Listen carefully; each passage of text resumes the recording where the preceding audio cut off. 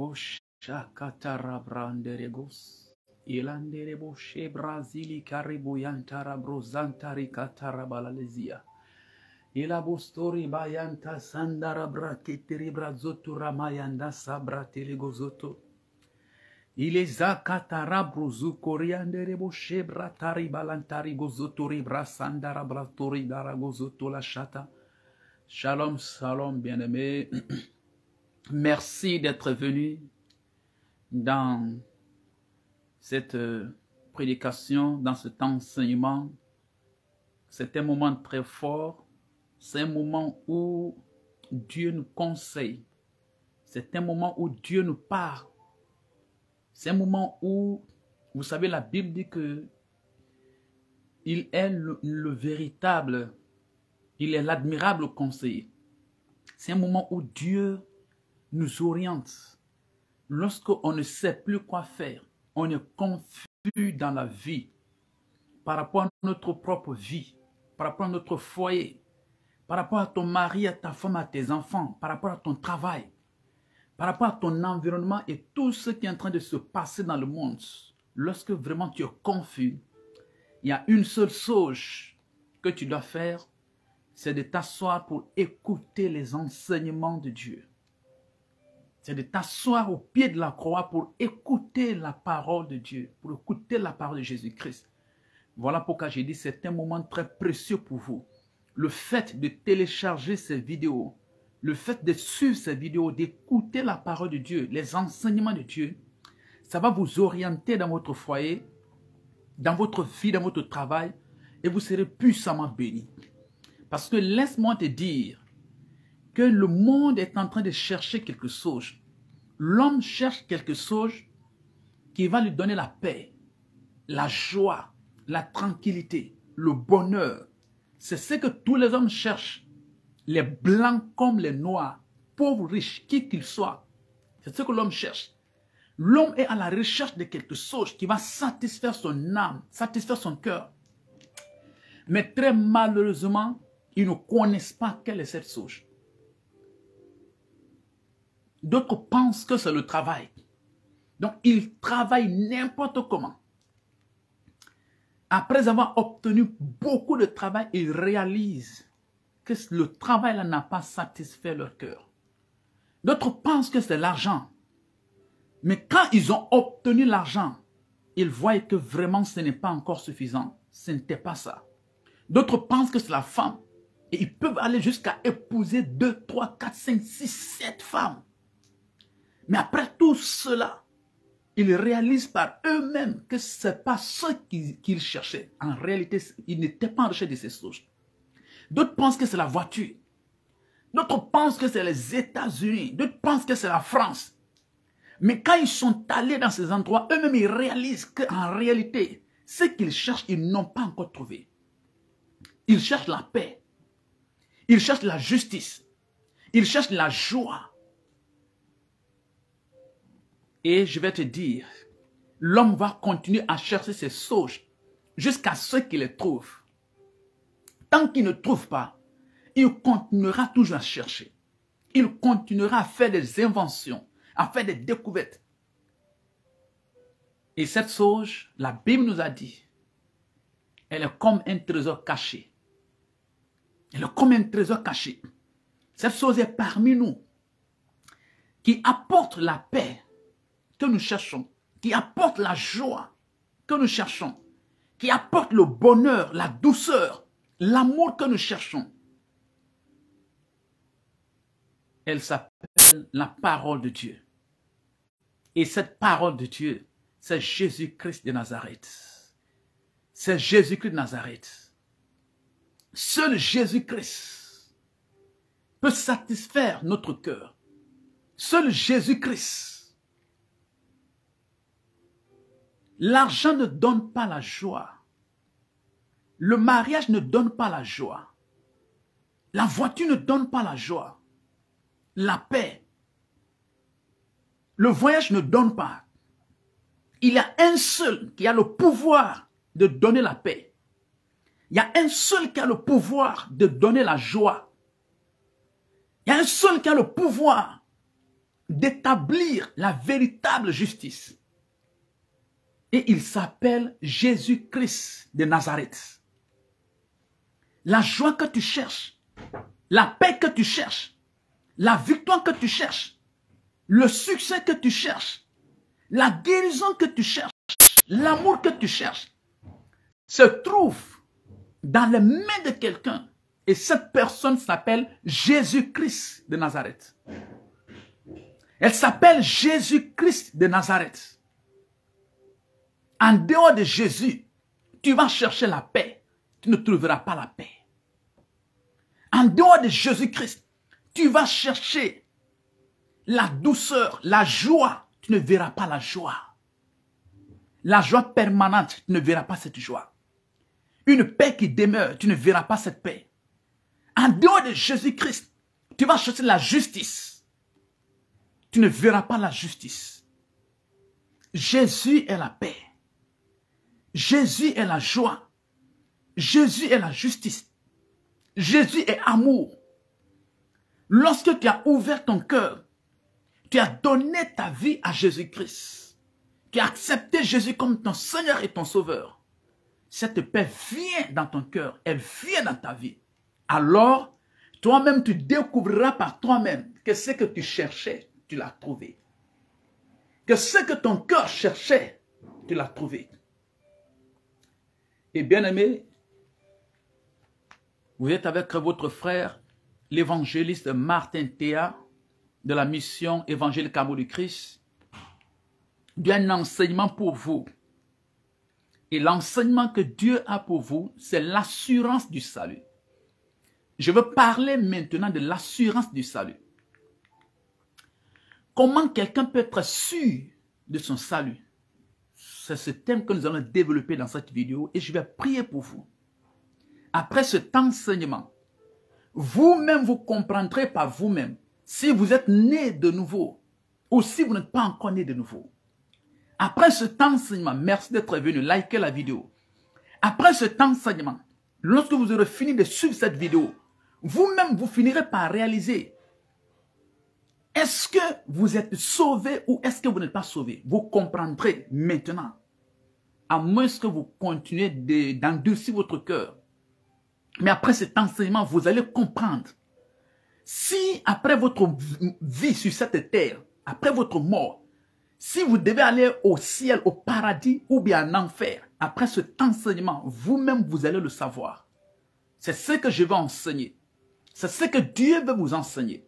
On appelle ça l'assurance du salut. L'assurance du salut. Être sûr que j'ai la vie éternelle. Et qu'après avoir fini de faire tous ces travaux acharnés, après avoir fini de travailler, de bâtir des maisons, d'acheter des voitures, de voyager un peu dans le monde entier, de me marier, de faire des enfants, après ma vie sur cette terre, après ma mort, j'irai immédiatement au paradis. J'irai immédiatement au ciel. Ou bien, après ma mort, c'est un enfer. C'est l'objectif de cet enseignement. C'est le but de cette vidéo, de cet enseignement. Vous saurez par vous-même, par ce message, si vous êtes né de nouveau ou pas. Si réellement vous avez la vie éternelle ou si vous n'avez pas la vie éternelle. On appelle ça l'assurance du salut. Tu peux rester sur cette terre et connaître si tu iras au paradis ou en enfer. C'est une chose étonnante. Pour la plupart des gens, c'est une chose étonnante. Et c'est une vérité que je vous dis. Ils ne savent pas, ils ne croient pas cela, ils trouvent que c'est ridicule. Comment est-ce que c'est ridicule? Tu peux rester sur cette terre alors que tu es vivant encore. Tu peux rester sur cette terre et savoir si après ta mort tu iras au paradis ou bien tu iras en enfer. Sur cette terre, tu peux rester et le savoir. La Bible nous enseigne, nous révèle cela. La Bible nous enseigne cela. Nous allons ouvrir des passages bibliques. Merci de liker la vidéo. Nous allons lire des passages bibliques. Au travers de ces passages bibliques, vous-même, vous allez comprendre. Est-ce que, si vous mourrez maintenant ou demain, est-ce que vous irez directement au paradis ou même en enfer? Après cet enseignement, vous le saurez. Tu peux le savoir. Tu peux le savoir. C'est très marrant qu'il y a beaucoup de personnes dans ce monde autour de nous. Lorsque vous les demandez, après ta vie sur cette terre, après avoir fini de faire tout ce que tu es en train de faire, après ta mort, où tu iras?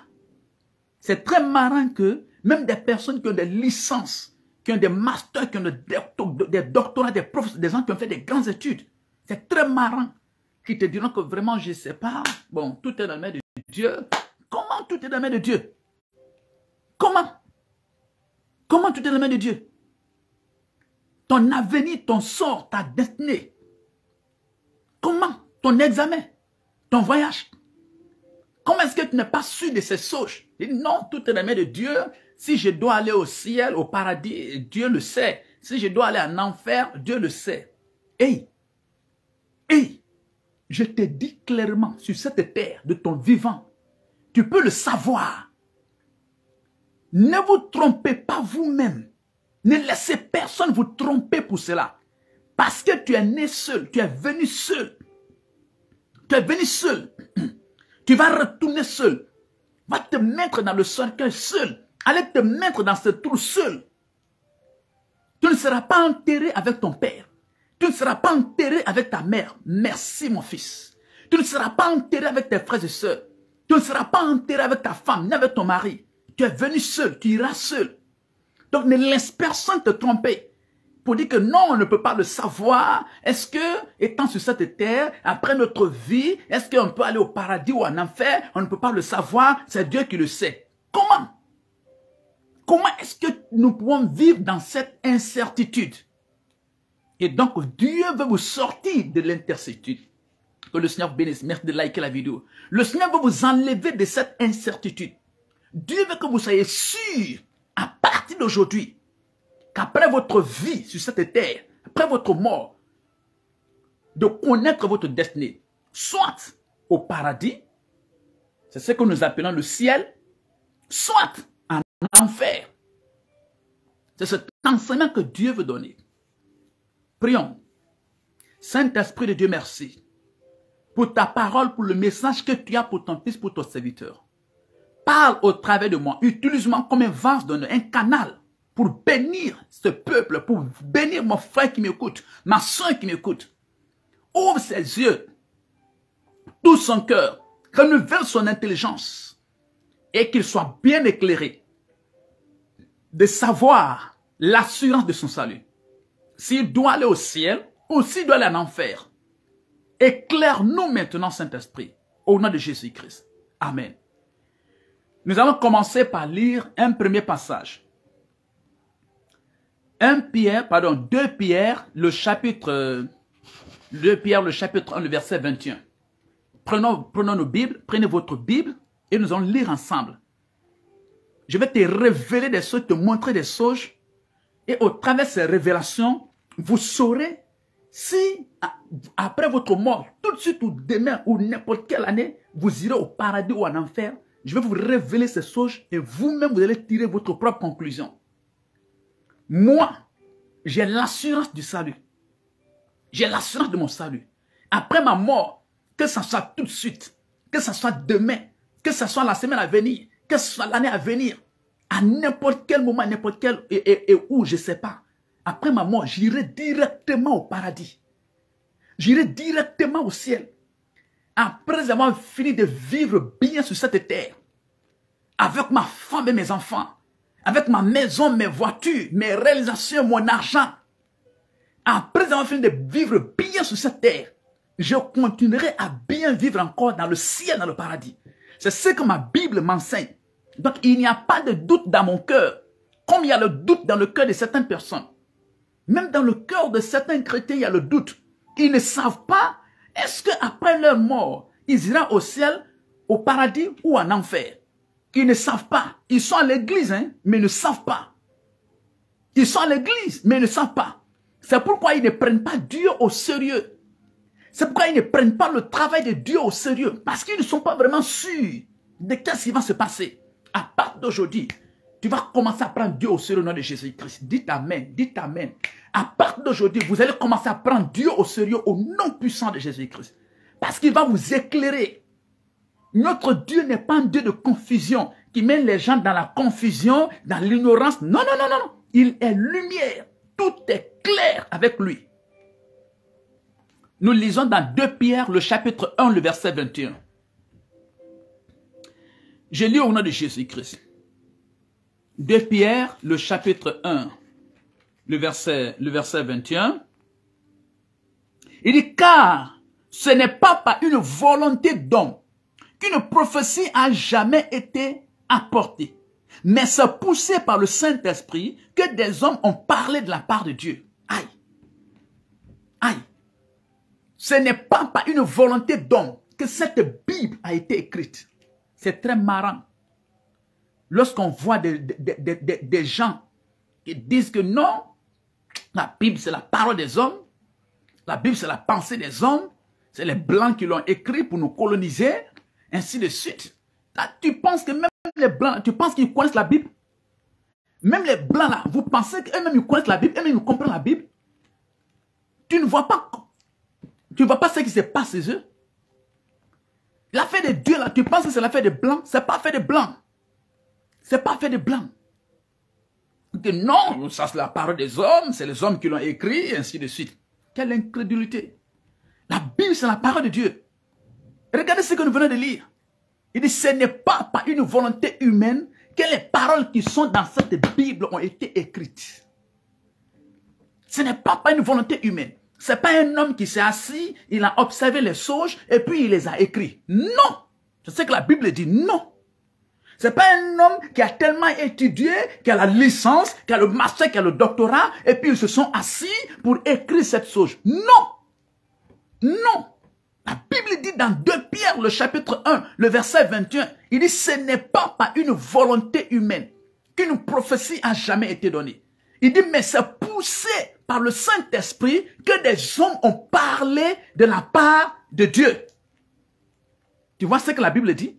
C'est poussé par le Saint-Esprit. Le Saint-Esprit les a poussés. Le Saint-Esprit les a remplis. Le Saint-Esprit les a inspirés. Ce qu'ils ont mis ici, ce n'est pas l'inspiration d'un homme, c'est l'inspiration du Saint-Esprit. Et mon frère, quand on te dit le Saint-Esprit, on parle de Dieu lui-même. Ce qui est dans cette Bible, c'est l'inspiration du Saint-Esprit. Ce n'est pas l'inspiration de quelqu'un qui a le master, de quelqu'un qui a le doctorat, de quelqu'un qui a la licence, qui a le professorat. Ce n'est pas l'inspiration des vieux, des sages qui ont des cheveux blancs. Non. Ce qui est dans cette Bible, c'est l'inspiration de Dieu. Ça a été inspiré par Dieu. Et il n'a pas inspiré n'importe quel homme. Il n'a pas inspiré les pécheurs, des abominables. Non. Il a inspiré des hommes saints.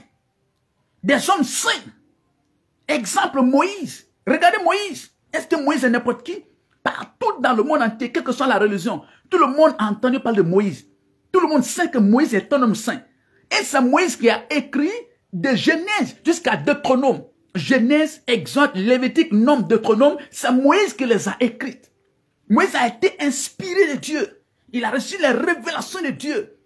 Parfois même, il a reçu la parole de Dieu directement. Parfois même, Dieu l'a écrit directement. Les inspirations qu'il a reçues de Dieu, c'est ce qu'il a mis. Donc, ce qui est dans ce livre, dans cette Bible, ce n'est pas le plan des Blancs pour coloniser le Noir. Ce qui est dans cette Bible, ce n'est pas l'inspiration d'un homme. Ce n'est pas l'inspiration des sages, des personnes réunies. C'est l'inspiration de Dieu. C'est Dieu qui a inspiré des prophètes. Il a inspiré des pasteurs, des apôtres, des docteurs. Moïse, Ésaïe, Jérémie, Ézéchiel, Daniel, Matthieu, Jean, Jacques, des personnes saintes, des serviteurs de Dieu, des gens qui étaient remplis de l'Esprit de Dieu. Dieu les a inspirés. Dieu les a inspirés. Chaque fois que Dieu veut adresser quelque chose, il les inspire. Donc c'est par eux que Dieu a écrit ce document. Donc la Bible, retenez, n'est pas l'inspiration d'un homme. C'est l'inspiration de Dieu. Ce qui est là. C'est l'inspiration de Dieu. Lisons un autre passage. 2 Timothée, le chapitre 3, le verset 16. Tournez votre Bible avec moi.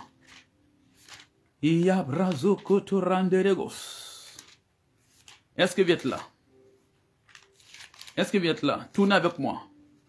2 Timothée, le chapitre 3, le verset 16. Que le Seigneur bénisse. Je lis au nom de Jésus-Christ. Toute écriture est inspirée de Dieu et utile pour enseigner, pour convaincre, pour corriger, pour instruire dans la justice. Il dit quoi?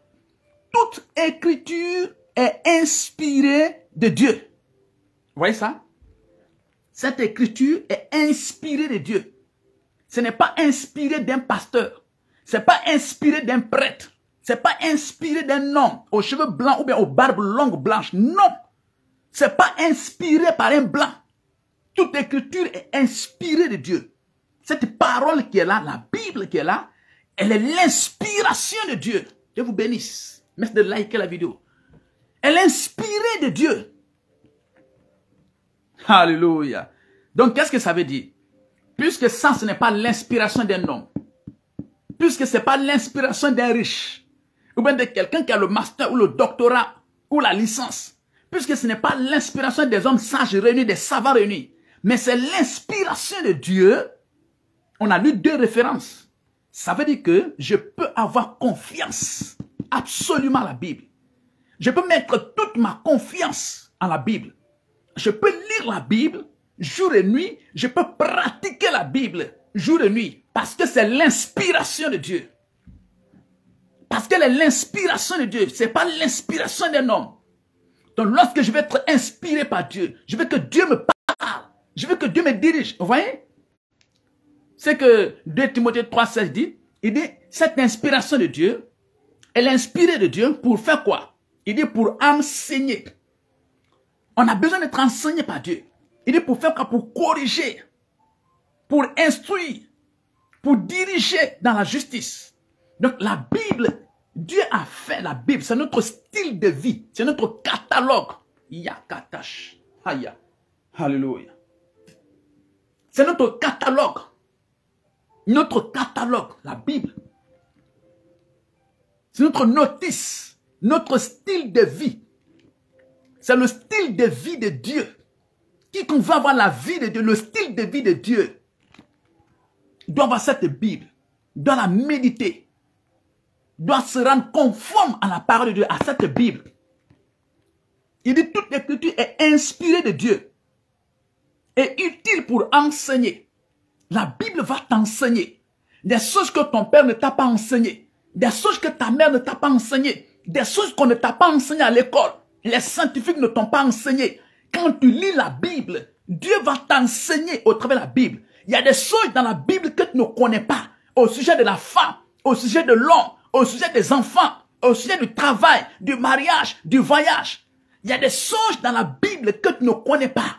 Donc lorsque tu lis la Bible, Dieu va t'enseigner au sujet de la Bible. C'est pourquoi il dit, toute écriture est inspirée de Dieu et utile pour enseigner. Tu penses que tu connais tout? Merci de liker la vidéo. Papa ne peut pas nous enseigner tout. Il y a des choses même que papa ne connaît pas. Maman ne peut pas nous enseigner tout. Il y a des choses que maman ne connaît pas. Monsieur ne peut pas nous enseigner tout. Il y a des choses que monsieur ne connaît pas.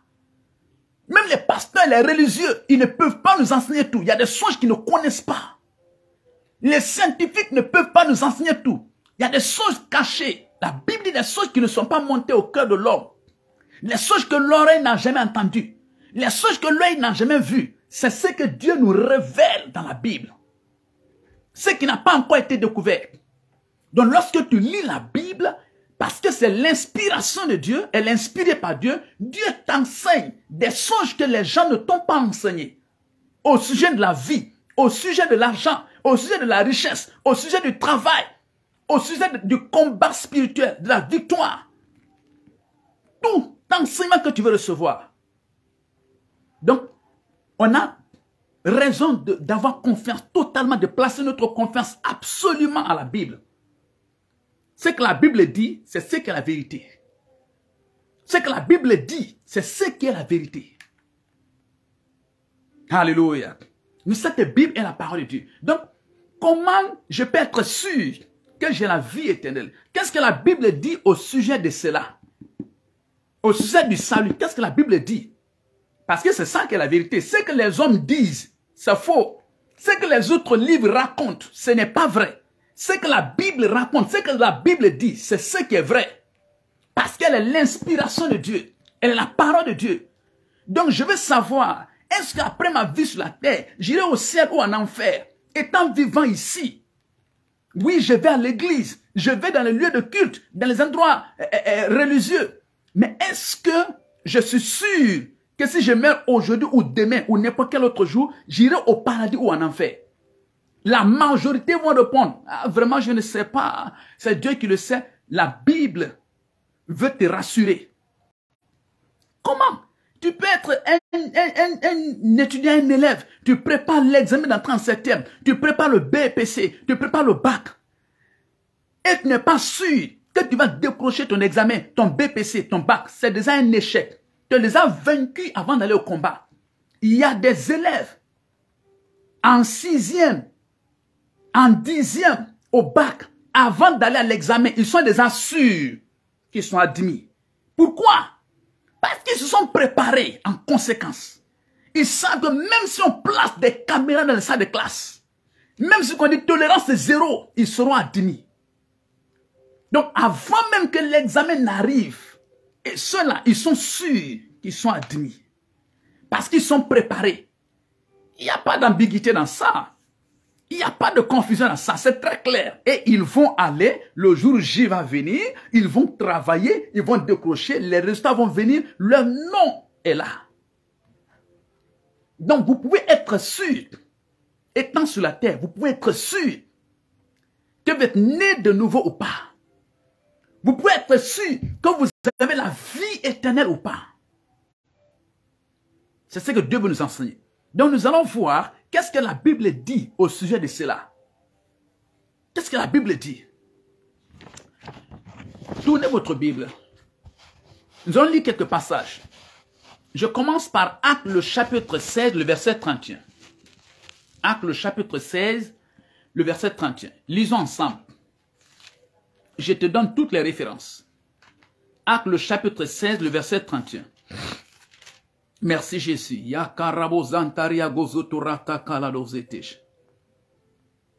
Acte 16, 31. J'ai lu au nom de Jésus-Christ. Il dit, Paul et Silas répondirent, crois au Seigneur Jésus, et tu seras sauvé, toi et ta famille. Alléluia. Paul et Silas répondirent, crois au Seigneur Jésus, et tu seras sauvé, toi et ta famille. Paul et Silas est allé dans cette ville pour servir le Seigneur. Et voici quelque chose s'est passé avec une magicienne, avec une femme qui avait un esprit de python.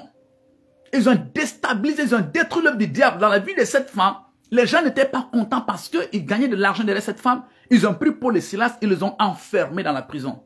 Mais la Bible dit qu'au milieu de la nuit, vers le milieu de la nuit, c'est-à-dire à partir de 23h00, Paul et Silas étaient là. Ils chantaient les lois du Seigneur. Ils adoraient le Seigneur. Ils glorifiaient le Seigneur. Et la maison, il y a eu un tremblement. Ils louaient Jésus, ils adoraient Jésus. Hein. Il y a eu un tremblement. Les fondements de la prison se sont ébranlés.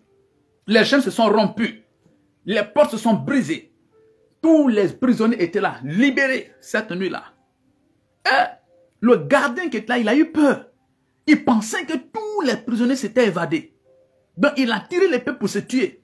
Paul et Silas l'ont appelé. Non, non, non, non, ne te fais pas du mal. Nous sommes là. Personne n'est parti. On est là. Quand il a vu ça, il a vu la différence entre Paul et Silas et les autres prisonniers. Entre la différence. Il a vu la différence entre Paul et Silas et lui-même. Ça, vous êtes quel type d'homme? Vous cherchez des démons. On vous met en prison. La prison tremble. La prison s'écroule et se brise. Les chaînes se rompent. Vous êtes quel type de personne? Je vous ai dit, si quelqu'un donne sa vie à Jésus-Christ, le Saint-Esprit vient habiter en lui. Dieu vient habiter en lui. Le chrétien n'est pas une personne ordinaire. Si tu joues avec le chrétien, tu as joué avec ton avenir. Tu as joué avec ta destinée. Si tu te lèves contre le chrétien, tu te fais du mal toi-même. Mieux vaut le laisser tranquille. Ils sont les plus persécutés. Ils sont les plus combattus sur la terre. De la manière dont on a persécuté les chrétiens, de la manière dont on a combattu le christianisme sur la terre, si on combat une religion comme ça, elle ne subsistera pas. Elle ne subsistera pas. De la manière dont on a brûlé les chrétiens, de la manière dont ils ont tué des chrétiens, jusqu'à présent, on détruit les églises. Si on persécute une religion comme ça, cette religion ne vivra pas. Mais regardez, nul ne peut contre la volonté de Dieu. Malgré ces persécutions infligées à l'église et aux chrétiens, l'église augmente, l'église grandit parce que Dieu est derrière. Un homme ne peut pas combattre Dieu et vaincre. Non, non. On n'a rien, on n'a pas de bombe, on n'a pas de grenades, on n'a pas de fusil, on n'a pas de couteau, on ne brûle pas de village, non. Voici notre épée, la parole de Dieu, l'évangile, la parole de Dieu. Donc cet homme a vu la différence. Il dit, ceux-là sont différents de nous. Donc il a demandé Paul et Silas, qu'est-ce que je dois faire pour être sauvé? Et Paul et Silas lui ont dit, crois au Seigneur Jésus-Christ. Tu vois, il y en a qui pensent que Dieu est à part, Jésus est à part. Quand tu parles de Dieu là, quand tu parles de Jésus là, tu parles de Dieu lui-même. Dans cette Bible, il n'y a pas un autre Dieu.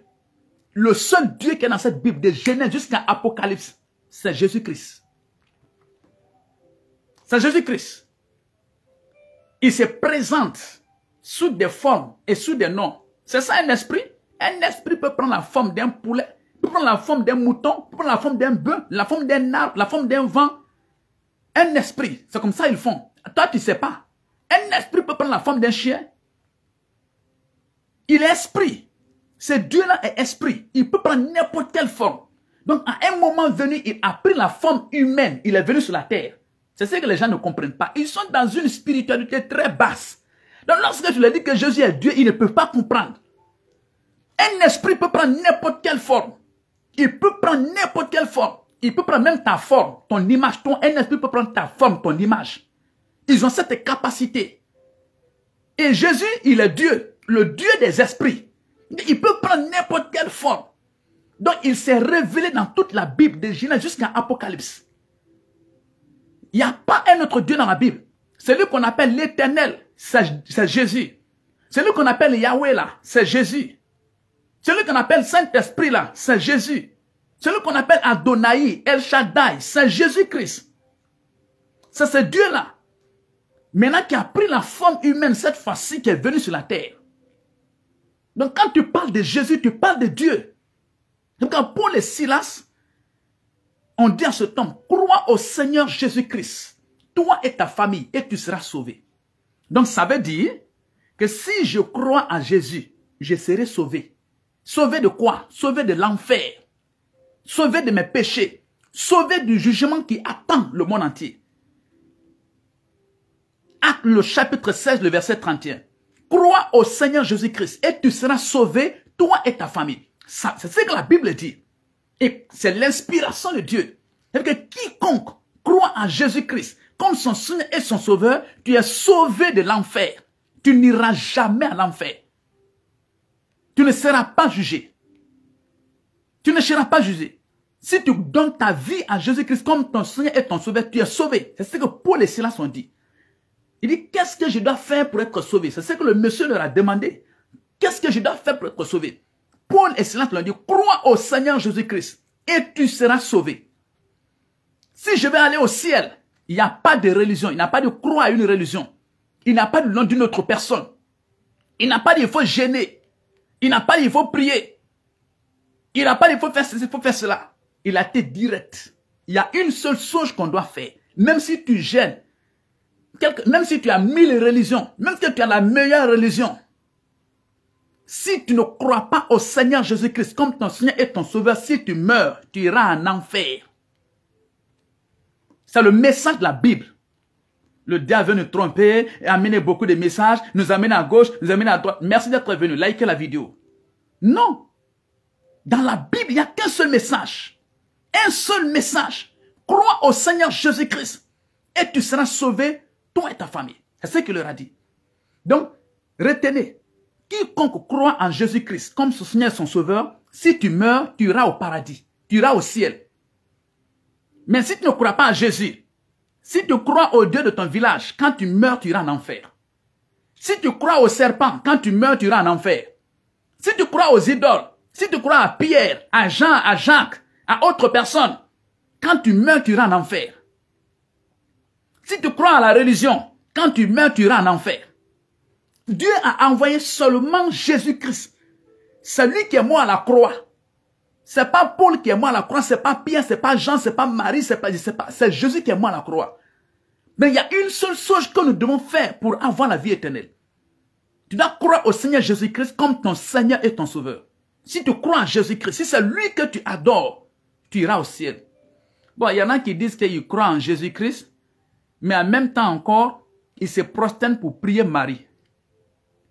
Quand tu dis que tu crois en Jésus, là, ça veut dire que c'est lui seul que tu dois prier maintenant. C'est ce que ça veut dire. Il y en a qui disent qu'ils croient en Jésus-Christ, mais ils ont encore des ceintures de protection au rein, la main, ils ont des talismans à la maison, des bouteilles. Ils disent qu'ils croient en Jésus-Christ. Ils continuent de fréquenter les marabouts, les féticheurs. Tu n'as pas compris. Dis que tu crois en Jésus-Christ, ça veut dire que c'est lui seul maintenant. C'est lui qui te protège, c'est lui qui te donne la chance, c'est lui qui fait tout pour toi, qui te guide, tout et tout. C'est ce que ça veut dire. Ça veut dire que tu n'as plus ta foi dans les marabouts. Tu ne crois plus aux marabouts. Tu ne crois plus aux féticheurs, aux charlatans. Tu ne crois plus aux idoles. À cette pierre sacrée, tu ne crois plus au serpent, à l'autre. Tu ne crois pas en ces sauges. Tu les renonces, tu les abandonnes. Pas de bague de protection. Pas de bague de chance. Tu renonces à ces sauges. C'est ce que cela veut dire. Dire que j'ai donné ma vie à Jésus comme mon Seigneur, mon Sauveur, je crois. C'est ce que ça veut dire. Ne me dis pas que tu crois en Jésus-Christ et tu as des bagues de protection. Ça là, c'est pour te donner la chance. C'est pour te protéger contre tes ennemis. Jésus ne peut pas te donner la chance. Jésus ne peut pas te protéger contre les ennemis. Aïe! Jésus ne peut pas te donner le travail. Jésus ne peut pas te donner la victoire. C'est ce que ça veut dire.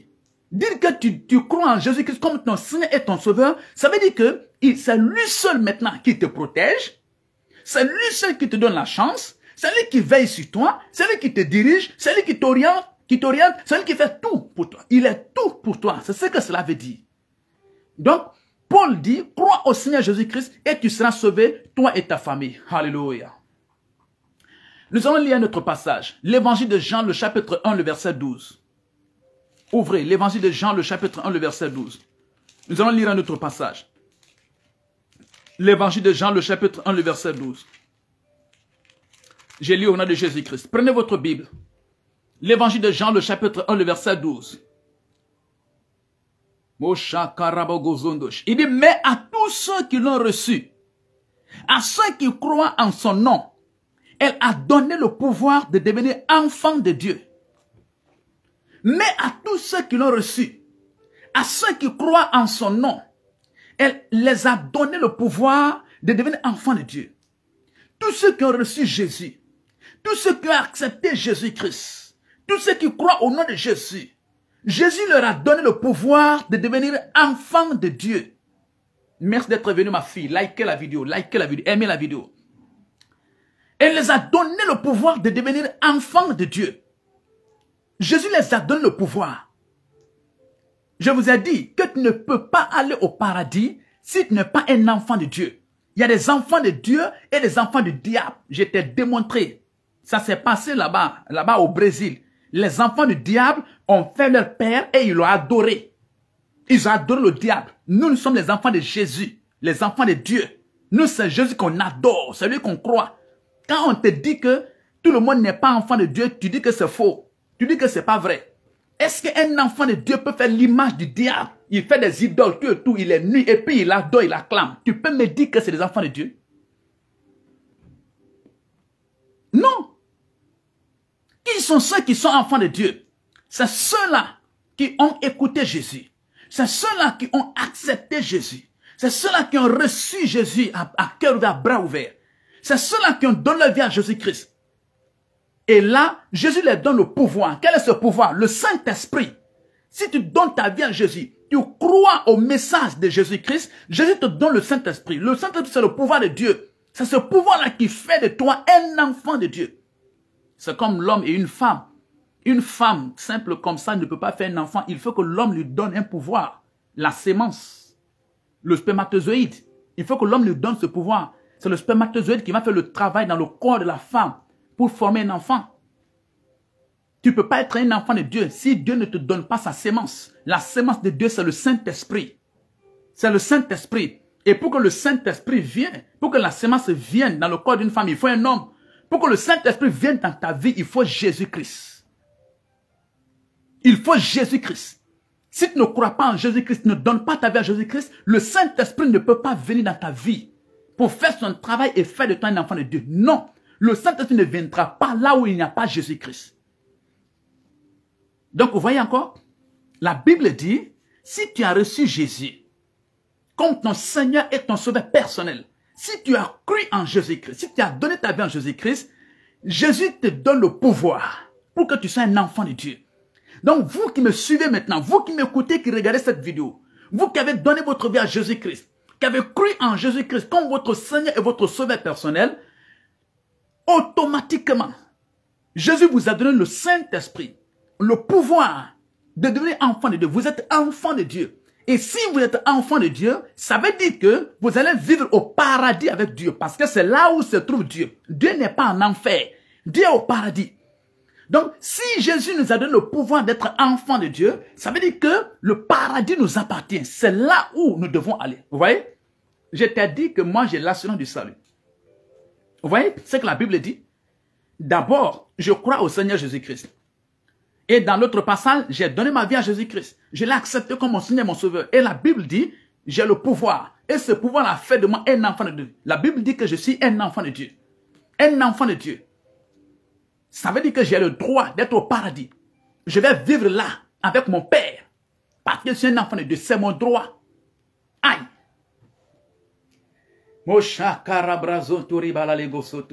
J'ai pris que le Saint-Esprit touche ton cœur. J'ai pris que le Saint-Esprit ouvre tes yeux afin de comprendre ces messages, cet enseignement.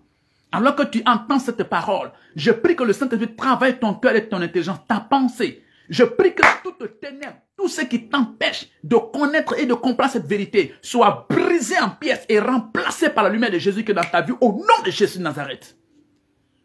Parce que tu dois être un enfant de Dieu. Lisons notre passage. Jean le chapitre 3, le verset 36. Toujours l'évangile de Jean, nous lisons le chapitre 3, le verset 36. Tourne ta Bible avec moi. Jean 3, 36. Merci Seigneur. Reabrazo tori katalash. Il a regozon tori katarigos. Je lis au nom de Jésus-Christ. L'évangile de Jean, le chapitre 3, le verset 36. Celui qui croit au Fils a la vie éternelle. Aïe. Aïe. Celui qui ne croit pas au Fils ne verra point la vie. Aïe.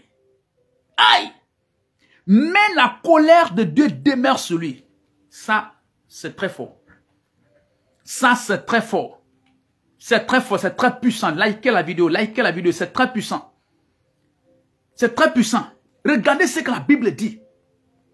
Dans l'évangile de Jean, le chapitre 3, le verset 36. Il dit, celui qui croit au Fils, le Fils de Dieu, Jésus-Christ. Celui qui croit en Jésus-Christ. La Bible dit, celui qui croit en Jésus-Christ a la vie éternelle. Comment est-ce que tu peux être là, on te raconte des histoires, on raconte des patati, patati, et puis tu es troublé dans la tête. N'entends-tu pas ce que Dieu te dit? Entre la voix de ces gens et la voix de Dieu, qu'est-ce qui est vrai? La Bible, c'est la voix de Dieu. La Bible, c'est la parole de Dieu. Entre la parole de ces hommes et la parole de Dieu, qu'est-ce qui est vrai? Tu vas les écouter, ils vont s'aimer toutes sortes de mauvaises choses dans ton esprit, dans ta tête, des doutes. Jusqu'à présent, il y a des chrétiens qui ne savent même pas qu'ils sont des enfants de Dieu. Ils ne savent même pas qu'après leur vie sur la terre, ils iront au ciel. Jusqu'à présent, ils continuent de débattre avec les morts. Toi, tu es vivant, quelqu'un est mort. Tu veux faire quel débat avec lui? Et quelqu'un qui n'a pas l'esprit de Jésus-Christ, il est mort spirituellement. Toi, tu as l'esprit de Jésus que tu es vivant. Mort et vivant, il y a quel débat? Je ne perds pas mon temps avec un mort. Je ne perds pas mon temps avec un mort. Il n'y a pas de débat. Donc, regardez ce que Dieu dit. Ce que Dieu nous dit. C'est ce qui compte. La vérité absolue. C'est ce que Dieu dit. Jean 3, 36. Il dit, celui qui croit au Fils a la vie éternelle. Il n'a pas dit, il aura la vie éternelle. Bon. Ça veut dire que il ne perdra pas cette vie. Il aura ça pour toujours. Quel que soit ce qui arrive. S'il te donne, c'est fini. C'est éternel. Ce qui est éternel ne peut pas finir dans 2 jours, dans 3 jours. Parce que tu as fait ça, tu as fait ceci, tu as fait cela, tu perds. Non. Non. Ce qui est éternel ne finit pas. Est-ce que c'est moi ceux qui comprend ce français? Ce qui est éternel ne finit pas. Si ça finit, c'est que ce n'est pas éternel. Il t'a donné. Dieu t'a donné la vie éternelle. Après quelque chose s'est passé, il prend cette vie. Et on dit que maintenant tu n'es plus sauvé parce que tu as fait ça, Dieu a pris cette vie. Donc ça, ce n'était pas éternel. Donc n'appelez pas ça vie éternelle. Une vie éternelle ne finit pas. Une vie éternelle ne finit pas. Est-ce que c'est moi ceux qui comprennent ce français? Une vie éternelle ne finit pas. Quand il te donne, c'est fini. C'est éternel. Il dit, celui qui a le Fils a la vie éternelle. Celui qui croit au Fils, celui qui croit en Jésus-Christ, celui qui a Jésus-Christ, il a la vie éternelle. Ça veut dire que le paradis, c'est pour lui. C'est ça, la vie éternelle, c'est le paradis. C'est pour lui. Il dit, mais celui qui ne croit pas au Fils ne verra point la vie éternelle. Tu ne verras même pas. Tu ne verras même pas. Tu ne verras même pas. Parce que tu suis des hommes. Tu suis ton père, tu suis ta mère, tu suis tes frères et soeurs, tu suis ton mari, tu suis ta femme, tu suis ta religion, tu suis des gens. Des raisonnements erronés. La Bible dit que comme tu ne crois pas à Jésus-Christ, tu ne verras même pas le paradis. Tu ne verras même pas. Tu ne verras même pas pour dire que oh, c'est ici. Non, non, non. Tu ne verras même pas. Ça, c'est ce que la Bible nous enseigne. Il dit, celui qui ne croit pas au Fils ne verra point la vie. Il dit, mais la colère de Dieu demeure sur lui. La colère de Dieu. Quand la Bible parle de la colère de Dieu, tu connais, c'est l'enfer. C'est le feu, la punition, le jugement. Parce qu'il ne croit pas en Jésus-Christ. Il dit, mais la colère de Dieu demeure sur lui. Alors que tu es vivant, c'est maintenant. Toi-même raisonne. C'est très bizarre que les gens de leur vivant, ils ne donnent pas leur vie à Jésus-Christ. Maintenant, quand ils sont morts, on appelle des pasteurs, des imams, des prophètes, ainsi de suite, pour qu'ils organisent une prière, pour que leur âme, leur esprit aille au paradis. Ça, c'est quelle stupidité ça. C'est quelle stupidité ça. Toi-même de ton vivant, tu n'as pas pu acheter une voiture. C'est à ta mort que les gens vont venir prier et puis la voiture va venir pour toi. De ton vivant, tu n'as pas pu acheter terrain, construire une maison. C'est à ta mort là maintenant que les gens vont venir, ils vont prier et puis automatiquement voiture va venir, maison va venir. De ton vivant, tu n'as pas eu le travail, tu n'as pas eu l'argent. C'est à ta mort que les gens vont se regrouper, le plus grand prêtre, le plus grand religieux va venir, il va faire ses trucs ainsi de suite, et puis automatiquement l'argent va venir maintenant. Non, non, non. Ce que tu n'as pas de ton vivant, tu ne l'auras pas à ta mort. Tu ne l'auras pas. De ton vivant, tu n'as pas eu voiture. C'est à ta mort que tu vas avoir voiture. De ton vivant, tu n'as pas eu maison. Tu n'as pas eu l'argent, tu n'as pas eu de travail. Tu n'as pas eu mari, femme, enfant. C'est à ta mort que tu auras de passer un religieux, quelqu'un qui se passe pour un saint, est venu pour accomplir des rituels. Ne te trompe pas. La Bible dit, ne vous y trompez pas. On ne se moque pas de Dieu. C'est de ton vivant, alors que tu es jeune là, alors que tu es vieux, tu es vieille là, tu es encore vivant, tu n'es pas mort. C'est en ce moment que tu as entendu ces messages, c'est en ce moment que tu dois vraiment réaliser, analyser que vraiment ce que le jeune l'a dit c'est vrai. Vraiment ce que le pasteur l'a dit c'est vrai. Vraiment ce que la Bible là enseigne c'est vrai. C'est en ce moment où tu dois donner ta vie à Jésus-Christ. C'est pas quand tu seras mort maintenant, tu ne peux plus prendre des décisions et puis les religieux vont venir, ils vont prier sur toi et puis ton âme va aller. Pourquoi ils n'ont pas prié pour toi pour que la voiture vienne, la maison ainsi de suite? Ça c'est quelle histoire ça? C'est quelle histoire ça? Si de ton vivant, tu n'as pas la vie éternelle, c'est à ta mort que tu as la vie éternelle. Par quelle magie? Donc, la prière du religieux est puissante. Franchement, la prière du religieux est très puissante. Donc, les hommes ont le pouvoir de faire entrer un homme au paradis. Aucun homme n'a ce pouvoir. Aucun homme.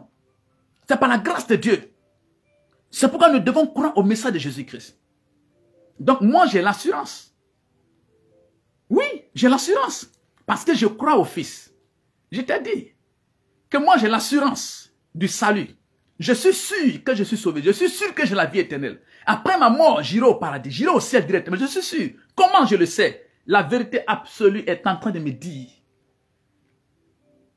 Entre toi et la parole de Dieu, moi là je ne suis pas bête. Qu'est-ce que je dois choisir? Entre toi et un homme qui n'est pas stable, qu'on ne peut pas connaître, avec un cœur méchant, un pécheur, descendant d'Adam, entre toi et Dieu, qu'est-ce que je dois croire? Qui je dois croire?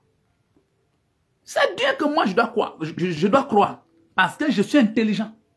Je comprends les choses. Dieu me dit, si je crois, c'est ce qui est écrit dans la Bible, c'est ce qui est écrit. Jean 3, 36, il faut lire. C'est Dieu qui dit cela. Comment tu laisses ça pour t'attacher aux histoires des gens? Ouvre ta Bible, chrétien, ouvre ta Bible. Mon frère, ouvre ta Bible. C'est ce que Dieu dit. Il dit, celui qui croit au Fils a la vie éternelle. Donc, moi, j'ai l'assurance d'être. C'est toi qui as peur de mourir. Peu importe. Si je meurs maintenant, gloire à Dieu, je suis au paradis. Je suis au ciel où il n'y a plus de pleurs, il n'y a plus de maladies, il n'y a plus de lamentation, il n'y a plus de souffrance, il n'y a plus de haine, il n'y a plus de guerre. C'est fini. La gloire éternelle. Parce que de toute façon, que tu veux ou tu ne veux pas, tu vas mourir. Que tu veux ou tu le veuilles ou pas, tu vas mourir. Il vaut mieux mourir maintenant. Oui. J'ai la vie éternelle. Parce que je crois au Fils. Je crois en Jésus-Christ. Le seul Dieu, le véritable. En dehors de lui, il n'y en a pas. En dehors de lui, il n'y en a pas. Celui qui parle et qui trame toute la terre. Les montagnes tombent. Les maisons s'écroulent. Oui, le vent souffle. Le lion de la tribu de Juda, il est assis sur le trône. Il n'est plus à la croix. Il est assis sur le trône de gloire. On ne le frappe plus. Il n'est plus à un endroit où on le frappe, où on l'insulte, où on crache sur lui. Non, il est assis dans la puissance. Des gens de Dieu sont, ses anges sont autour de lui. Il l'adore, il le serve. Il est très puissant. Et il reviendra avec force pour prendre tous les chrétiens, pour prendre l'église et les amener au ciel. J'ai l'assurance du salut. C'est ce que la Bible dit. Il dit, mais celui qui ne croit pas au Fils ne verra pas. Donc, toi qui est religieux là, qui ne veut même pas entendre parler de Jésus-Christ, c'est bien, bouche les oreilles. Continue d'être endurci. La Bible dit que tu ne verras pas. Ça, c'est quelle histoire? Sur la terre, tu as tout fait, tu n'as pas eu la joie. Tu as tout fait, tu n'as pas eu maison. Tu as tout fait, tu n'as pas eu voiture. Tu as tout fait, tu n'as pas eu bon mari. Tu as tout fait, tu n'as pas eu bonne femme. Tu as tout fait, tu n'as pas eu des enfants. Dieu dit, je vais essuyer tes larmes. Donne ton cœur à Jésus. Donne ta vie à Jésus-Christ. Je vais te donner toutes ces choses. Oui, dans ce monde, tu ne l'as pas eu. Un monde de 50 ans, un monde de 80 années, un monde de 100 ans. Il dit, moi, la joie éternelle que je te donne. Une joie qui ne finira point. La joie éternelle. La paix éternelle. La justice éternelle. La gloire éternelle. Des choses éternelles. Des choses qui ne périront pas. C'est les choses là que je vais te donner. Ne rate pas cette occasion. Ne rate pas cette occasion. L'assurance du salut. Lisez notre passage. Jean le chapitre 5, le verset 24. Tournez votre Bible. Jean le chapitre 5, le verset 24. Où il est dit que ceux qui croient en Jésus-Christ ont la vie éternelle. Jean le chapitre 5, le verset 24. Je lis au nom de Jésus-Christ. Jean 5, 24. En vérité, je vous le dis, celui qui écoute ma parole et qui croit à celui qui m'a envoyé a la vie éternelle et ne vient point en jugement, mais il est passé de la mort à la vie. Tu vois? Quand je dis que tu ne seras pas jugé, tu es en train de rire, mais c'est quel type de pasteur ça? Tu vois, ça écrit?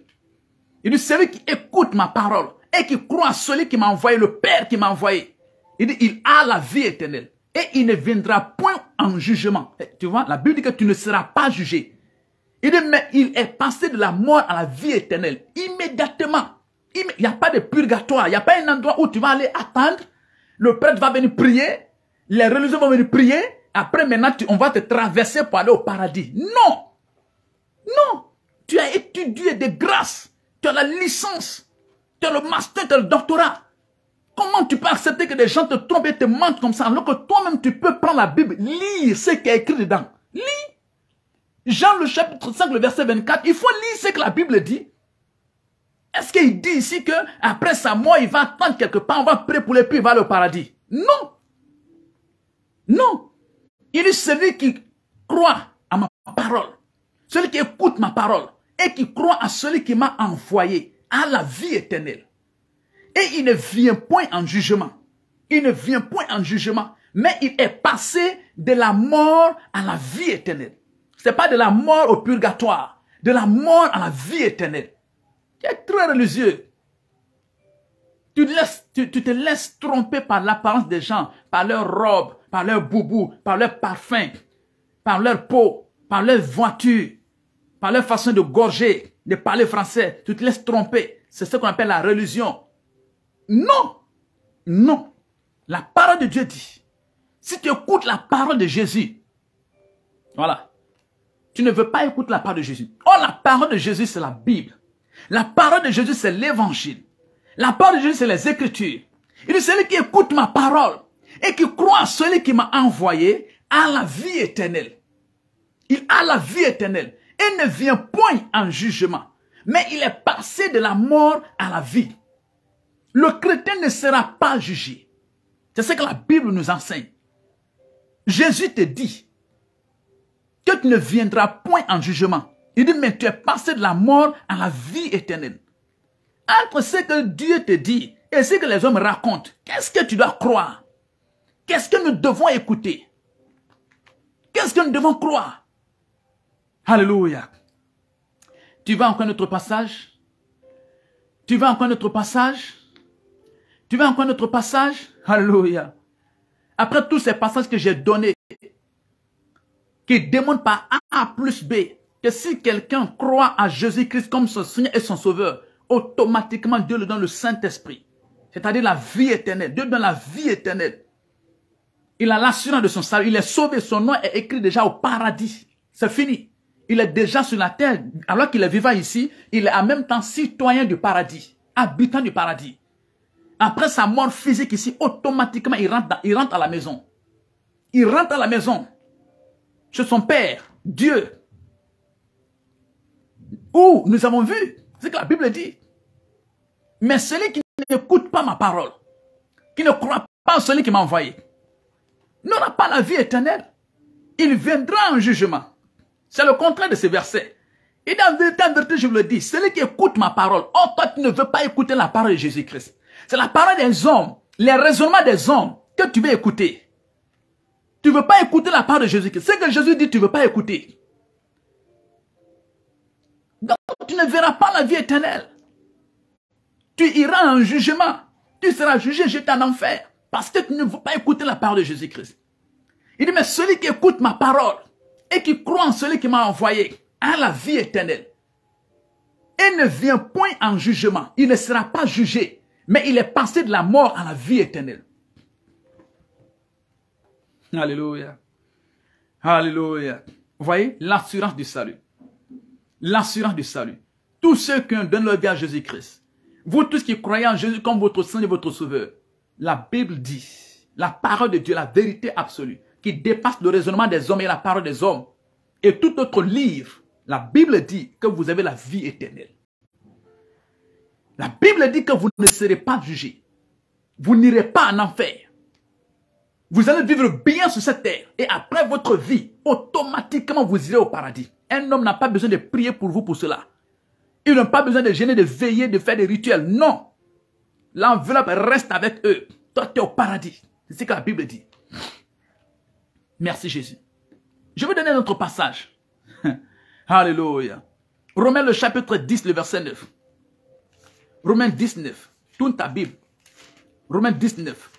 L'assurance du salut.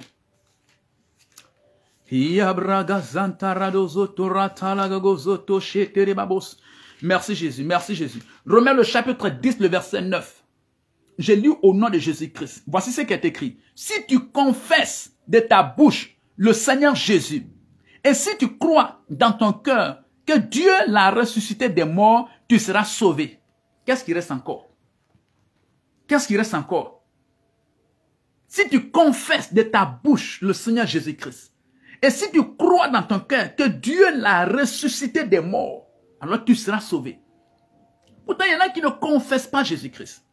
Ils ne veulent pas confesser que Jésus est le Fils de Dieu. Ils ne veulent pas confesser que Jésus est le Sauveur du monde. Ils ne veulent pas confesser que Jésus est venu nous sauver. Ils ne veulent pas confesser que Jésus est Dieu. Il y en a qui ne croient pas dans leur cœur que Jésus est mort à la croix. Ils ne croient pas que Jésus est ressuscité. Alors ils ne seront pas sauvés. Ils ne seront pas sauvés. Mais la Bible dit, celui qui confesse de sa bouche le Seigneur Jésus-Christ, il croit que Jésus est le Fils de Dieu. Il est le Sauveur du monde. La Bible dit, celui qui croit dans son cœur que vraiment Jésus était mort à la croix pour le pardon de ses péchés. Et le troisième jour, il a vaincu la mort, il est sorti du tombeau, il est monté au ciel. Celui qui croit fermement en cela. La Bible dit que par ta foi, par cette croyance, la Bible dit que tu as la vie éternelle. La Bible dit que tu seras sauvé. Donc, voici au sujet de l'assurance du salut, de la sécurité du croyant. Le chrétien est en sécurité. Le chrétien est en sécurité. Alléluia. Le chrétien est en sécurité. Alléluia. Nous sommes en sécurité. On est en sécurité. Celui qui n'a pas donné sa vie à Jésus-Christ, comme son Seigneur son Sauveur, tu n'es pas en sécurité. Si tu meurs aujourd'hui, tu iras en enfer. Moi, je suis en sécurité. Donc, je t'invite, je vous invite, qui que vous soyez, travailler c'est bien, chercher de l'argent c'est bien, voyager c'est bien, étudions c'est bien. C'est Dieu qui a demandé cela. Il a dit que c'est à la sueur de ton front. Celui qui a dit cela, c'est la parole de Dieu. Le travail, c'est la parole de Dieu. Mais que le travail ne nous fasse pas oublier Dieu. Que le travail ne fait pas que nous mettons Dieu à côté, nous oublions, que le travail ne nous rende pas incrédules. C'est Dieu qui a dit de travailler. Alléluia. Alléluia. Est-ce que vous voulez être en sécurité? Est-ce que votre vie est sécurisée? Moi, ma vie est sécurisée. La vie des chrétiens sont sécurisées. Tous ceux qui croient en Jésus-Christ comme le Seigneur et le Sauveur personnel, leur vie est sécurisée. Ils sont sécurisés. Ils sont sécurisés. Ceux qui prient autre chose, qui demandent à autre personne, ils ne sont pas sécurisés. Celui qui croit en Jésus-Christ, qui a donné sa vie à Jésus, son cœur à Jésus-Christ, qui croit que seul Jésus est son Seigneur et son Sauveur personnel, ta vie est en sécurité. Ta vie est sécurisée. Le diable ne peut pas prendre ta vie. L'enfer ne peut pas prendre ta vie. Le jugement dernier ne peut pas prendre ta vie. Ta vie est sécurisée. Jésus a sécurisé ta vie. Jésus a sécurisé ta vie. Après avoir fini de faire tout ce que tu veux sur cette terre, tu iras au ciel, au paradis. Ta vie est sécurisée. Mais ceux qui ne pas donnent le vers Jésus-Christ, leur vie n'est pas sécurisée. Alléluia. Je voudrais finir par un point. Il y a donc d'autres personnes, malgré qu'ils sont à l'église, ces chrétiens, ces enfants de Dieu, mais ils doutent toujours. Parce qu'ils pensent que lorsque quelqu'un a donné sa vie à Jésus-Christ, comme son Seigneur, son Sauveur, pour eux, sur place, tu dois sentir la chaleur. Ou bien tu dois sentir la fraîcheur. Ou bien tu dois trembler. Ou bien tu dois crier. Ou bien tu dois sentir de joie en train de danser. Ce n'est pas forcément ça. Cette chose se passe dans notre esprit. Ce n'est pas dans notre âme, ni dans notre corps. Ça se passe dans notre esprit. Donc tu n'as pas besoin de sentir quelque chose. Tu ne sentiras rien, mais c'est une vérité. C'est une vérité. C'est lorsque tu as cru en cette parole. Tu as donné ta vie à Jésus-Christ. Tu as reçu le Saint-Esprit. Oui, à partir de là, tu peux sentir la paix. Tu peux sentir la joie. Tu peux sentir des grandes choses. Donc, il y en a, lorsqu'ils ne sentent pas, lorsqu'ils ne tremblent pas, ils ne sentent pas la chaleur, la fraîcheur, ils se disent que, est-ce que je suis né de nouveau? Ne mettez pas l'assurance de votre salut sur vos sentiments. Le sentiment est très changeable. Or, Dieu ne change pas. Le sentiment est très changeable. Dès qu'il n'y a pas l'argent, les sentiments, les émotions changent. Dès qu'il n'y a pas le travail, les émotions changent, les sentiments changent. Dès que la femme n'est pas là, le mari n'est pas là, les enfants ne sont pas là, la voiture n'est pas là, le voyage n'est pas là, les sentiments changent. Ne basez pas l'assurance de votre salut sur vos sentiments, sur les émotions. Non, non, non, non, non. Les sentiments et les émotions n'ont rien à voir dans ça. Si vous basez l'assurance de votre salut sur vos émotions, sur vos sentiments, alors vous aurez des problèmes. Basez l'assurance de votre salut sur la parole de Dieu. Parce que c'est la parole de Dieu qui est véritable. Donc, si lorsque quelqu'un t'a parlé, merci, le Seigneur vous bénisse. Merci, le frère. Lorsque le Seigneur t'a parlé, lorsque un homme t'a parlé, tu dois te poser la question, oui, vous avez parlé, mais qu'est-ce que Dieu dit? Ce que Dieu dit, c'est ce qui est vrai. Ce n'est pas ce que tu dis. Entre Dieu et l'homme, qui est un menteur? Entre Dieu et l'homme, qui est véridique? Donc, lorsque tu as parlé, je ne te dis rien. Je prends ma Bible et je vérifie. Qu'est-ce que Dieu dit? Si ce que tu as dit et ce que Dieu dit concorde, alors c'est la vérité. Mais si ce que tu as dit est opposé à ce que Dieu dit, à moi de choisir. Moi, je choisis ce que Dieu dit. Je ne choisis pas ce que tu dis. Parce que Dieu ne ment pas. Et donc, Dieu dit, dans la Bible ici, on a lu tous ces versets. On a lu tous ces versets. Dieu dit que celui qui croit en Jésus-Christ comme son Seigneur et son Sauveur personnel, il est sauvé, il a la vie éternelle. Il ne sera pas jugé. Donc c'est fini. Tu te fatigues pourquoi? Lorsque le diable vient par des pensées inutiles pour polluer ta pensée, pour suer ta pensée, pour dire que est-ce que tu es sauvé, est-ce que tu n'es pas sauvé? Donne-lui Acte le chapitre 16, le verset 31. Dis la parole de Dieu déclare, pour le silence nous a répondu, crois au Seigneur Jésus-Christ et tu seras sauvé toi et ta famille. Parce que je crois en Jésus-Christ, je suis sauvé. Lorsque le diable vient, il rentre dans des personnes, il vient pour mettre ta foi en doute. Il y a kataragozu taranderegozi. Hey, hey. Donne-lui l'évangile de Jean, le chapitre 30, le verset 12, qui dit, mais à tous ceux qui l'ont reçu, à ceux qui croient en son nom, elle a donné le pouvoir de devenir enfant de Dieu. Dis-leur que tu as reçu Jésus, tu as accepté Jésus, et ils ne sont pas dans ton cœur, mais toi, tu es dans ton cœur, toi, tu sens ton cœur, et tu sais que ton cœur a accepté Jésus-Christ. Donc, dis-leur que tu es un enfant de Dieu, tu as reçu ce pouvoir. Ça veut dire que tu as la vie éternelle. Tu iras au paradis, tu n'iras pas en enfer. Lorsqu'ils organisent des débats, des réunions pour troubler ta foi, ta pensée, les situations se tournent autour de toi pour te douter de Dieu. Donne-leur Jean le chapitre 3, le verset 36. Il dit que celui qui croit au Fils a la vie éternelle. Et moi, je crois au Fils. Je ne parle pas de vous, je parle de moi. Moi, je crois au Fils. Ce qui veut dire que j'ai la vie éternelle. C'est ce que Dieu dit. La vérité absolue, c'est ce qu'il dit. J'ai la vie éternelle. Lorsqu'ils viennent pour te troubler, pour polluer ta pensée, dans les Jean 5, 24, qui dit que celui qui écoute ma parole et qui croit à celui qui m'a envoyé à la vie éternelle, dis-lui que tu écoutes la parole de Jésus-Christ et tu crois au Père. Quand c'est comme ça, ils sont renversés. On répond le diable par la parole de Dieu. La parole de Dieu est l'épée du Saint-Esprit. Lorsque tu les fracasses comme ça, ils ne peuvent plus résister. Ils sont déstabilisés dans le spirituel. Parce que tu as utilisé la parole de Dieu au bon endroit. Donne la parole de Dieu.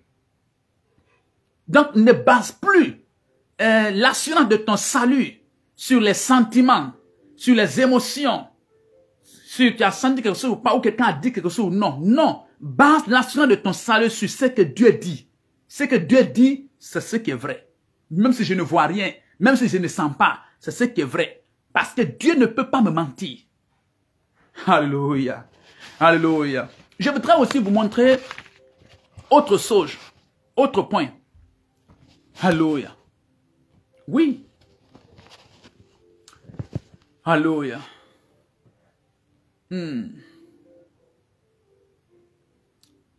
Le chrétien ne perd pas son salut quand il pêche. C'est ce que moi je crois. Bon, il y a deux blocs. Il y en a qui disent que le chrétien peut perdre son salut quand il pêche. Ça, c'est leur croyance. Mais moi, la Bible me dit qu'il m'a donné la vie éternelle. Et moi, je crois que le mot éternel veut dire quelque chose qui ne finit pas. Comme je crois en lui, il m'a donné la vie éternelle. ça veut dire qu'elle ne sera plus jamais prise. Donc, moi, je ne peux pas perdre le salut. Je peux tomber dans le péché. Dire que tu es chrétien ne veut pas dire que tu ne peux plus pécher. Cela est vrai? Est-ce que cela est vrai? Non. Pasteur pêche. Le fait même de ne pas écouter la parole de la voix de Dieu, c'est un péché. Aucun péché n'est au-dessus de l'autre. La Bible dit que le salaire du péché, c'est la mort. Est-ce qu'il a qualifié un péché? Il dit le salaire du péché, c'est la mort. Donc le fait même que le pasteur, tu n'écoutes pas la voix de Dieu, tu n'entends pas la voix de Dieu, tu ne te soumets pas au conseil de Dieu, c'est déjà un péché. Donc dire que tu es chrétien, tu es pasteur, ça ne veut pas dire que tu ne pêches plus. Non. Non. Si tu pêches, c'est la communion entre toi et Dieu qui est rompue. Mais à partir du moment où tu reconnais tes péchés, tu demandes pardon, ça c'est une relation entre père et fils. La relation est restaurée. La relation est restaurée. Nous blessons les gens par notre manière de parler, par notre manière de les répondre, par nos agissements. On les blesse. On pense qu'on est plus mature que eux, on connaît plus que eux. Que c'est nous qui faisons bien, ils ne font pas bien. Par cela, on les blesse. C'est les enfants de Dieu, on les blesse. Ça, c'est un péché aussi. Son salaire, c'est la mort. Donc, le chrétien ne peut pas perdre son salut. Alléluia. Alléluia. Mais s'il pêche, il recevra le châtiment de Dieu. S'il pêche, il recevra le châtiment de Dieu. Est-ce que je suis clair? Alléluia. Est-ce que tu es là sur ton salut? Pardon. Pardon. Alléluia. Donc comment, je vais te donner 2 ou 3 points où tu peux aussi voir par cela, est-ce que tu es sauvé ou pas. Une personne qui est sauvée, qui est née de nouveau, qui est sauvée, cette personne hait le péché. Cette personne n'aime pas le péché. Donc c'est ce que je disais tantôt. Ça ne veut pas dire que la personne ne pêche plus. Que le Seigneur vous bénisse. Que le Seigneur vous bénisse, papa. Ça ne veut pas dire que la personne ne pêche plus. Likez la vidéo. Ça ne veut pas dire que la personne ne pêche plus. Non.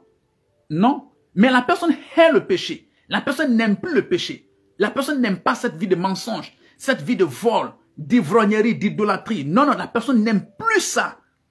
La personne n'aime pas cela.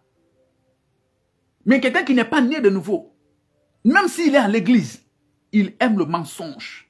Il adore le mensonge. Il aime tromper les gens. Il adore cela. Il se réjouit dans ça. Ça ne lui fait rien. Il vit dans la fornication à l'église. Il suit les petites filles, les femmes des autres, n'importe comment, les maris des autres. Ça ne lui fait rien, ça ne lui dit rien. C'est la preuve qu'il n'est pas né de nouveau. Même s'il est un pasteur, même s'il est un dirigeant, même s'il est ouin, c'est la preuve qu'il n'est pas né de nouveau. Quelqu'un qui est né de nouveau hait le péché. Il déteste le péché, il n'aime pas le péché. Ça ne veut pas dire qu'il ne pêche plus, mais il n'aime pas le péché. Alléluia. Alléluia. Est-ce que quelqu'un est là? La deuxième des choses, que le Seigneur vous bénisse, mon fils. Que le Seigneur vous bénisse, likez la vidéo. La deuxième des choses, quelqu'un qui est né de nouveau, quelqu'un qui est sauvé aime ses frères, il aime les autres chrétiens. On a vu des gens pas possibles.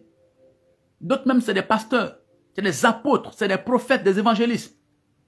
Mais ils ne veulent même pas te saluer, même pour te tendre la main, même pour te dire bonsoir.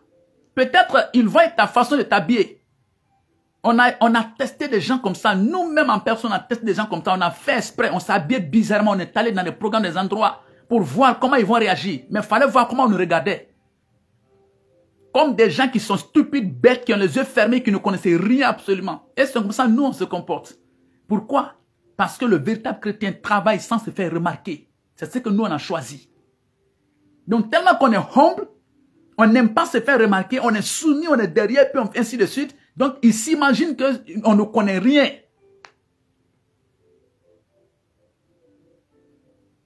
Et la Bible dit, Dieu a choisi les choses faibles de ce monde pour confondre les sages.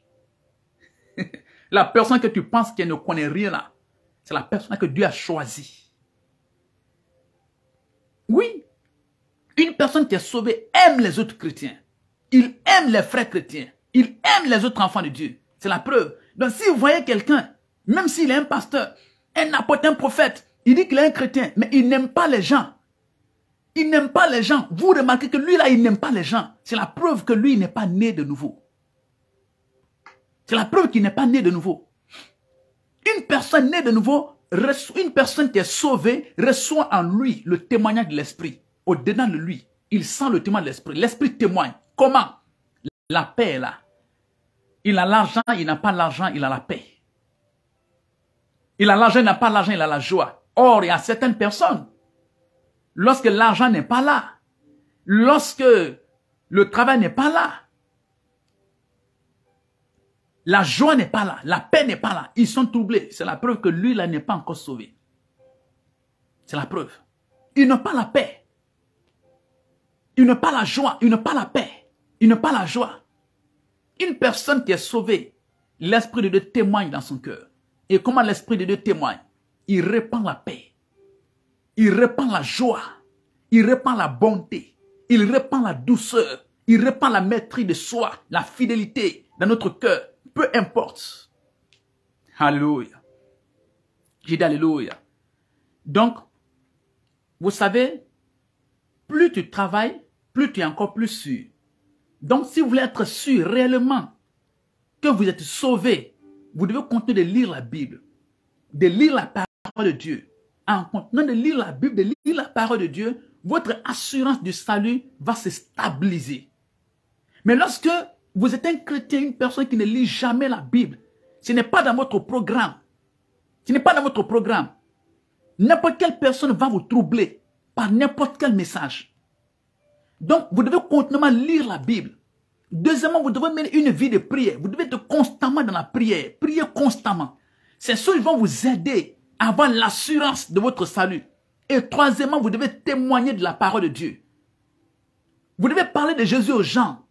Dans votre lieu de travail, à l'école, à la maison, partout. Vous devez inviter des gens à Jésus-Christ. Vous devez leur démontrer l'amour de Jésus. Donc, lorsque c'est comme ça, votre assurance de salut va s'affermir. Va s'affermir. Mais si vous êtes un chrétien, un enfant de Dieu, vous ne lisez jamais la Bible. Toute la journée, tu n'as pas lu un verset biblique. Vous ne priez jamais. Toute la journée, tu n'as pas prié, même 5 minutes. Tu n'as pas prié.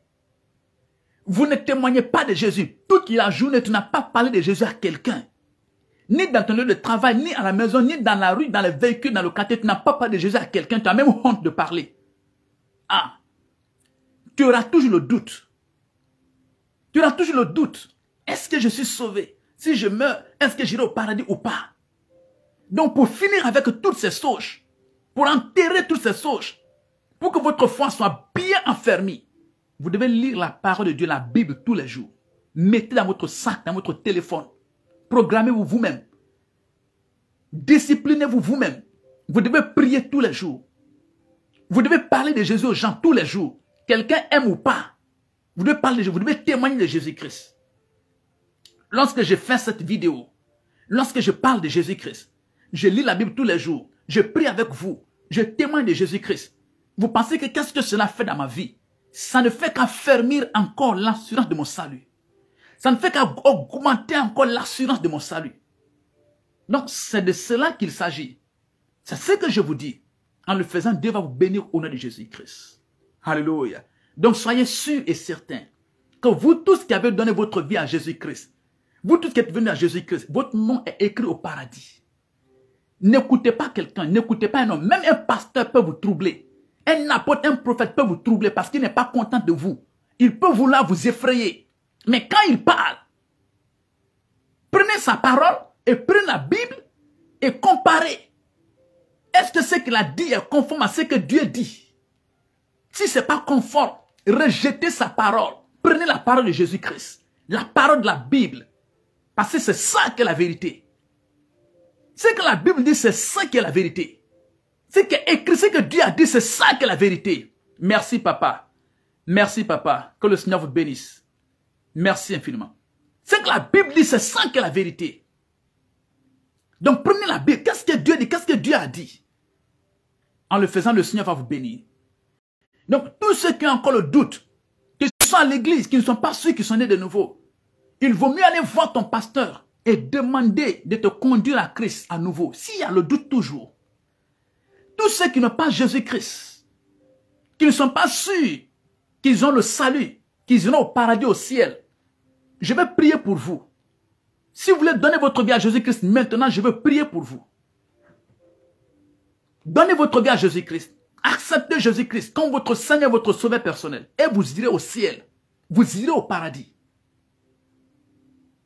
Que le Seigneur vous bénisse. Seigneur, je prie pour ton fils. Je prie pour ta fille.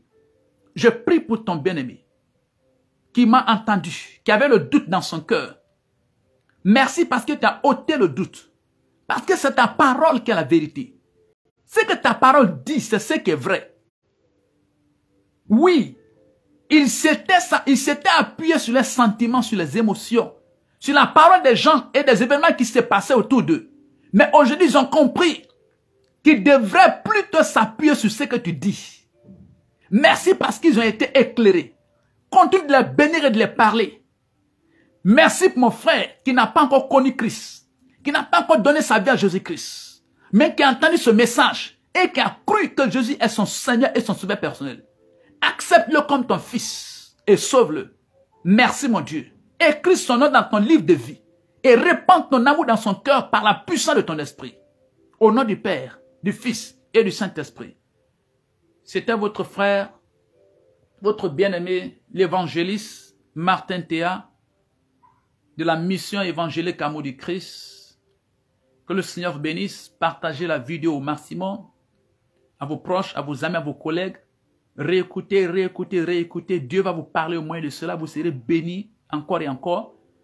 Merci, à la prochaine.